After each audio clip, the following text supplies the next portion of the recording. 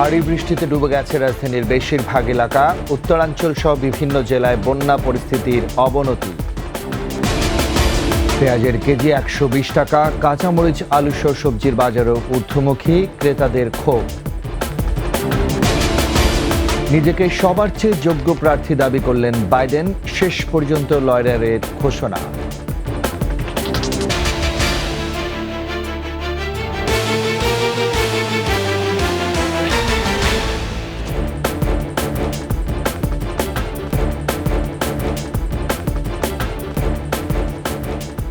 শুনছিলেন first security ইসলামী bank PLC সংবাদ শিরোনাম। আমন্ত্রণ দুপুর 12টার 21 সংবাদে আপনাদের সাথে আছে আমি রাজীব জামান।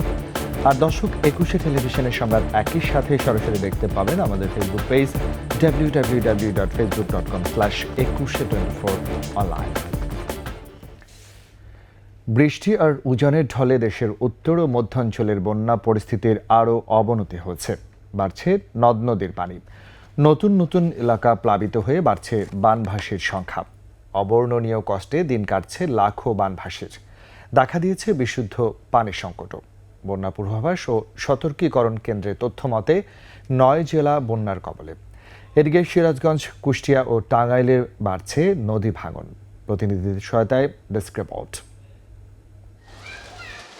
রাজধানী সহ দেশের বিভিন্ন স্থানে শুরু হয়েছে বৃষ্টি। ভোর থেকে টানা বৃষ্টিতে রাজধানীর বিভিন্ন স্থানে পানি জমে সৃষ্টি হয় জলাবদ্ধতার। দুর্ভোগে পড়েন নগরবাসী।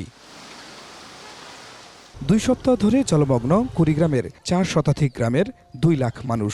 বিশুদ্ধ পানি ও খাবার সংকটে গবাদি পশু নিয়ে দুর্বিষহ জীবন কাটাচ্ছেন বানভাসীরা। যমুনার পানি বেড়ে বিপদসীমার উপর দিয়ে প্রবাহিত হচ্ছে সিরাজগঞ্জ শহররক্ষা বাঁধ হাট পয়েন্টে। জেলার শাহজাদপুর, চৌহালি, সদর, বেলকুচি ও কাজীপুরের 34টি ইউনিয়নের চরাঞ্চলে ঘরবাড়িতে প্রবেশ করেছে বানের পানি। ভিতরে বাড়ি ঘরে পানি, আবার একটু কুমা ধরলো, আবার ফের আজকে বলে বাড়তেছি। পানিতে চলে গেছে, রান্নাবাড়ি খাওয়া দাওয়া সুবিধা, ছাগল গরু মাছা পাড়া খাওয়াছে। গাইবান্ধার তিস্তা, যমুনা, ব্রহ্মপুত্র ও ঘাঘট নদীতে নতুন করে পানি বৃদ্ধি পাচ্ছে। প্লাবিত হয়েছে নদী তীরবর্তী 165টি চরাঞ্চল। বিশুদ্ধ পানি সংকটে চরাঞ্চলের হাজারো মানুষ। ওখান থেকে এবারে আসতেছে পানি বলার কারণে এটা হচ্ছে। আমরা কোথায় যাবো? উঠায় কোন জায়গা পাই? রাস্তাঘাট বা স্কুল, ফিল্ড, আশ্রয় কেন্দ্র, এগুলোর মধ্যে আমরা সব লোকজন যাচ্ছি। জামালপুরে নদীর পানি বেড়ে প্লাবিত হচ্ছে নতুন নতুন এলাকা। বাড়িঘরে পানি প্রবেশ করায় উঁচু সড়কে আশ্রয় নিচ্ছেন বন্যা আক্রান্তরা। বাড়ি নদী ভেঙে ছেলে বেলে নিয়ে গেছে, এখন অন্য বাড়িতে চলে আসি। বন্যায় পানি ভাসে গেছে, যে করি বাড়ি ঘর সব চলে গেছে, আমরা রাস্তা ধারে রয়েছি। এদিকে কুষ্টিয়ার ভেড়ামারায় তীব্র হচ্ছে নদী ভাঙন। গেল কয়েকদিন ধরে উপজেলার বাহিরচরের মুসলিমপুর ও টিকটিকি পাড়া সহ কয়েকটি গ্রামে শুরু হয়েছে পদ্মার ভাঙন। যেটুকু জায়গা আছে এটুকু যদি আমরা না থাকি আমরা কোথায় যাব? আমরা স্কুলেও পড়তে পারবো না, স্কুলটাও ভাঙার পারাপারি। আমাদের 100 ভাগে জমি গাঙের ভিতরে বর্তমানে এখন। টাঙ্গাইলেও পানি কমার সাথে সাথে যমুনা ও ঝিনাই নদীর তীরবর্তী এলাকায় তীব্র ভাঙন দেখা দিয়েছে। জেলার ভুয়াপুর, বাসাইল, দেলদুয়ার ও নাগরপুর উপজেলার 15টি ইউনিয়নের নদী তীরবর্তী এলাকার বাড়িঘর, ফসলি জমি বিলীন হচ্ছে নদী গর্ভে। দীর্ঘদিন ধরে এই বন্যায় বহু জমি রাস্তা ভেঙে গেছে, নদী গর্ভে বিলীন হয়ে গিয়েছে।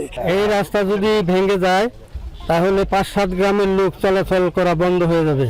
পদ্মার পানি বেড়ে বন্যার সংখ্যা দেখা দিয়েছে রাজবাড়ীর নিম্নাঞ্চলে। প্লাবিত হয়েছে নদী তীরবর্তী এলাকা। খুরশিদ আলম মুকুল, 21 টেলিভিশন। সপ্তাহের ব্যবধানে পেঁয়াজের দাম বেড়ে দাঁড়িয়েছে 120 টাকায়।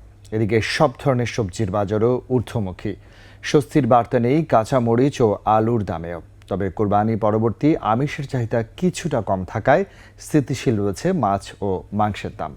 বিস্তারিত জানাচ্ছেন পার্থ সারথী। অস্বাভাবিকভাবে বেড়েই চলেছে সবজির দর। বাজারে বেশিরভাগ সবজি কিনতে হচ্ছে 60 থেকে 80 টাকা কেজি দরে। কিছু সবজির দাম আবার কেজি প্রতি শতকও ছাড়িয়েছে। যদিও মাত্র কয়েক মাস আগেই পেঁয়াজের ভরা মৌসুম শেষ হয়েছে, তবুও অস্থির পেঁয়াজের বাজার।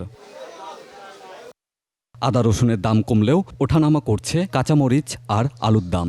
রসুন আজকে ইন্ডিয়ানটা বিক্রি করতেছে 240, দেশিটা হচ্ছে 200, আর আদা হচ্ছে চায়নাটা 300 আর দেশিটা 280। এই যে শসা আনছে মনে করেন গতকালে 70 টাকা, আজকে 80 টাকা কিনা। বৃষ্টির কারণে দাম বেড়েছে, বিক্রেতাদের এমন মন্তব্যকে অজুহাত বলছেন ক্রেতারা। সবজির বাড়তি দাম নিয়ে হতাশা প্রকাশ করেন তারা। পেঁয়াজের দিকে বা অন্য দিকেও একটু নজর দিলে আমাদের ভালো হয়। এদিকে মাছ মাংসের বাজার তুলনামূলক অনেকটাই স্থিতিশীল। প্রতি কেজি ব্রয়লার বিক্রি হচ্ছে 170 থেকে 180 টাকা। সোনালী জাতের মুরগি কেজি প্রতি 300 থেকে 320 টাকা। আজকে ব্রয়লার হলো 180 থেকে 90, আর সোনালী কক আছে আপনার 300 থেকে 320, আর দেশিটা হলো 550-600 টাকা। গরুর মাংস বিক্রি হচ্ছে 750 থেকে 780, আর খাসি কেজি প্রতি 1200 টাকা। এদিকে ডিমের দাম ডজনে কমেছে অন্তত 10 থেকে 15 টাকা। ডজন 140 টাকা লাল ডিম, সাদা ডিম 135 টাকা ডজন। বাজার তদারকিতে যথাযথ পদক্ষেপের দাবি সাধারণ মানুষের। পার্থসারথী, একুশে টেলিভিশন, ঢাকা।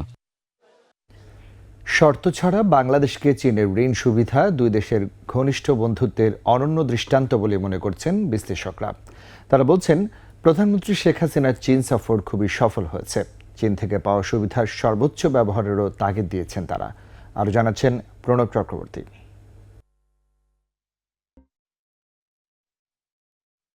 পরম বন্ধু চীন উন্নয়নে সবসময়ই সহযোগিতা নিয়ে পাশে থেকেছে দেশটি। টানা চতুর্থবার সরকার গঠনের পর প্রধানমন্ত্রী শেখ হাসিনার এই সফর। আন্তরিকতাপূর্ণ এ সফরে দ্বিপাক্ষিক বৈঠকে চীনের সাথে সই হয়েছে 21 সমঝোতা স্মারক এবং 7টি ঘোষণাপত্র। এর মধ্যে রয়েছে 100 কোটি ইউয়ান আর্থিক সহায়তা, রয়েছে ডিজিটাল অর্থনীতিতে বিনিয়োগ সহায়তা, বাংলাদেশ থেকে চীনে তাজা আম রপ্তানি ও মেডিকেল সেবা সহযোগিতা শক্তিশালী করা। এর বাইরেও টেকসই অবকাঠামো উন্নয়ন, ব্যাংকিং, ইন্স্যুরেন্স, গণমাধ্যম ও সম্প্রচার মাধ্যম বিষয়েও হয়েছে সমঝোতা। এবারের সফরকে সফল বলেই মনে করছেন বিশ্লেষকরা। বাংলাদেশ যে সহায়তা চাচ্ছে চীন সহায়তা করতে রাজি, এবং এই সহায়তা বিভিন্ন রকমের রূপে হতে পারে। তিনি বলেছেন অনুদান হিসেবে হতে পারে, তিনি বলেছেন সুদহীন ঋণ হিসেবে হতে পারে, আবার তিনি বলেছেন স্বল্প সুদের ঋণ হতে পারে, অথবা কমার্শিয়াল ঋণ হতে পারে। তো এগুলো আমরা আমাদের প্রয়োজন অনুযায়ী আমরা গ্রহণ করবো। আমরা তোরা বললো আর আমাদেরকে কমার্শিয়াল ঋণ বা কিছু চাপিয়ে দিতে পারবে না, সেটা আমাদের খেয়াল রাখতে হবে। যে দুই দেশের সরকার যদি ভালো সম্পর্ক থাকে, তখন আসলে বেসরকারি খাতে ব্যবসা বাণিজ্যের জন্য একটা ধারণা তৈরি হয় যে না, পরিস্থিতি অনুকূল। সেই সিগন্যালটা আমরা পেয়েছি এবছর। রোহিঙ্গা সংকট বড় বোঝা হয়ে আছে বাংলাদেশের কাঁধে।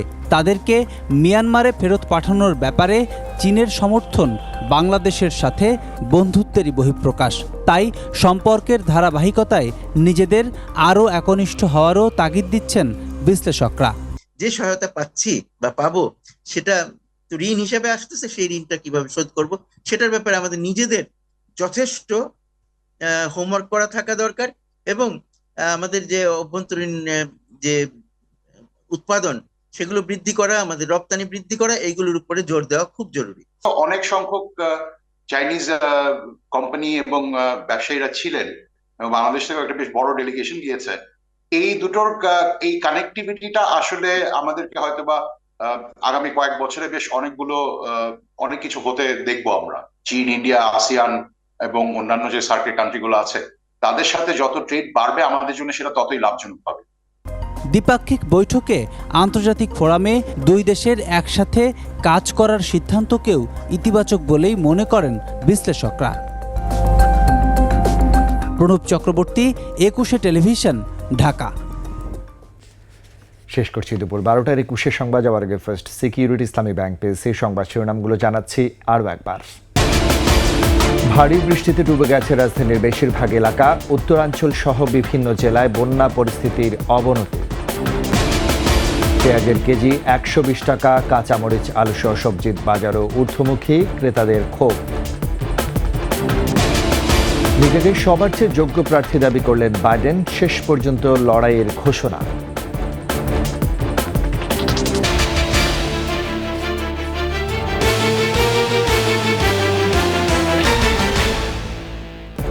সবশেষ খবর জানতে ডায়াল করুন 202 নম্বরে, আর ভিজিট করুন ekushe-tv.com এর ওয়েবসাইটে। এছাড়া ফেসবুকে ভিজিট করতে পারেন www.facebook.com/ekushe24 অনলাইনে। এতক্ষণ সাথে থাকার জন্য ধন্যবাদ। পরবর্তী সংবাদ দুপুর 2টায় দেখার আমন্ত্রণ রইল। একুশের সাথেই থাকুন।